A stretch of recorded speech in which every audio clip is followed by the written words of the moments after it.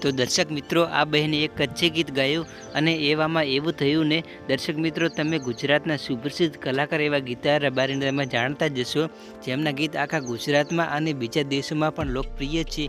તો એવા જ અંદાજમાં આ બહેને ગીત ગાયું અને ગીતા રબારીની સાઈડ કાપી. ભાઈઓ, ખરેખર મિત્રો, જેમ ગીતા રબારીના સોંગની વાત ના થાય ને એવી જ રીતે આ બહેનના સોંગની પણ વાત ના થાય, કારણ કે ભગવાને આ બહેને એક એવો મધુરો કંઠ આપ્યો છે જે સાંભળીને સૌ કોઈ દીવાના થઈ જાય છે.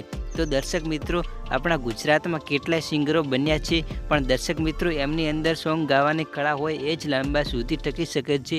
તો દર્શક મિત્રો, તમે સૌથી વધારે કયા કલાકારના સોંગ ગમે છે કોમેન્ટ કરીને જણાવજો.